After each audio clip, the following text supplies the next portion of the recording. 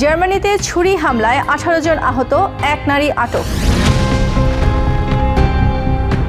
ইউক্রেনে রুশ ড্রোন ও ক্ষেপণাস্ত্র হামলায় আহত 15। ফিনল্যান্ডের আকাশে রাশিয়ান যুদ্ধ বিমানের সীমা লঙ্ঘনের অভিযোগ। বাণিজ্য অংশীদার খুঁজে বের করা অত্যন্ত গুরুত্বপূর্ণ বলে মনে করে ইইউ। সেলিব্রিটি কিম কার্দাশিয়ানের ডাকাতির মামলার রায়ে অভিযুক্তরা দোষী সাব্যস্ত।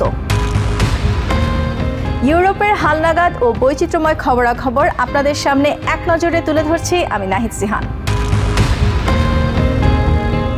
জার্মানির প্রধান বন্দর শহর হামবুর্গে ছুরি হামলায় 18 জন আহত হয়েছেন।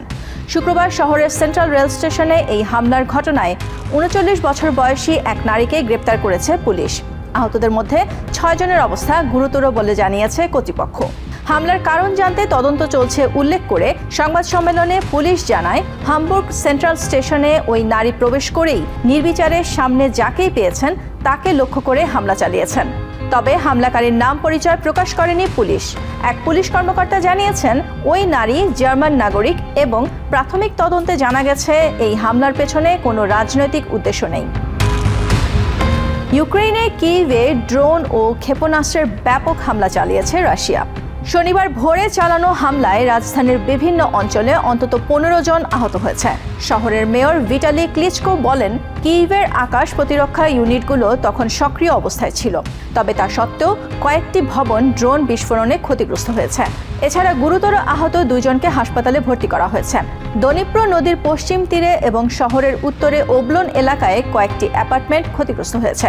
শনিবার রাত থেকে ভোর পর্যন্ত সর্বোচ্চ 250টির বেশি ড্রোন হামলা চালানো হয় বলে জানিয়েছে কিয়েভের কর্তৃপক্ষ। রাশিয়ান 2টি সামরিক বিমান ফিনল্যান্ডের আকাশসীমা লঙ্ঘন করেছে বলে শুক্রবার এক বিবৃতিতে ফিনিশ প্রতিরক্ষা মন্ত্রণালয় জানিয়েছে। দক্ষিণ ফিনল্যান্ডের পোরভু উপকূলের উপর দিয়ে বিমান দুটি উড়ে গেছে বলে জানিয়েছে দেশটির স্বরাষ্ট্র মন্ত্রণালয়। বিবৃতিতে প্রতিরক্ষামন্ত্রী আন্টি হাক্কানেন বলেছেন, সন্দেহভাজন বিমানের আঞ্চলিক আকাশসীমা লঙ্ঘনের বিষয়টিকে গুরুত্ব সহকারে নেওয়া হচ্ছে। একই সঙ্গে ফিনিশ সীমান্তবর্তী বাহিনী ঘটনাটি তদন্ত করছে বলে প্রতিরক্ষামন্ত্রী জানান। বৈশ্বিক অনিশ্চয়তার কারণে একক বাজারকে শক্তিশালী করা, এর অভ্যন্তরীণ নিয়মাবলী সহজ করা এবং বিশ্বজুড়ে নতুন বাণিজ্য অংশীদার খুঁজে বের করাকে ইইউর জন্য অন্য যে কোনো সময়ের তুলনায় গুরুত্বপূর্ণ বলে মনে করেন ইউরোপিয়ান কমিশনের প্রসপেরিটি অ্যান্ড ইন্ডাস্ট্রিয়াল স্ট্র্যাটেজির executive vice president Stephane Sejourne. ফ্রান্সের প্রেসিডেন্ট এমানুয়েল ম্যাক্রোর ঘনিষ্ঠ সহযোগী হিসেবে পরিচিত সেজুর্ন ইইউর জন্য নতুন বাজার সৃষ্টি ও বাণিজ্য চুক্তির উপর জোর দিয়েছেন। তিনি মনে করেন, চায়নার ওপর নির্ভরতা কমাতে এবং ভবিষ্যতে আমেরিকার বাজারে প্রবেশের দরজা খোলা রাখতে ইইউর অবশ্যই অন্য দেশের সাথেও বাণিজ্য সম্পর্কের উন্নয়ন করা জরুরি। 2016 সালে প্যারিসের একটি হোটেলে আমেরিকান রিয়েলিটি টিভি তারকা কিম কার্দাশিয়ানকে অস্ত্রের মুখে জিম্মি করে $10 মিলিয়ন মূল্যের গহনা ডাকাতির মামলার রায় হয়েছে শুক্রবার। ফ্রান্সের একটি আদালতের বিচারক এবং জুরির মিশ্র প্যানেল অভিযুক্ত 10 জনের মধ্যে 8 জনকে ডাকাতির সাথে সরাসরি জড়িত অপরাধের জন্য দোষী সাব্যস্ত করেছে। এছাড়া একজন আসামিকে অবৈধ অস্ত্র রাখার অভিযোগে শাস্তি দেওয়া হয়েছে। বাকি একজনকে খালাস করে দেওয়া হয়েছে।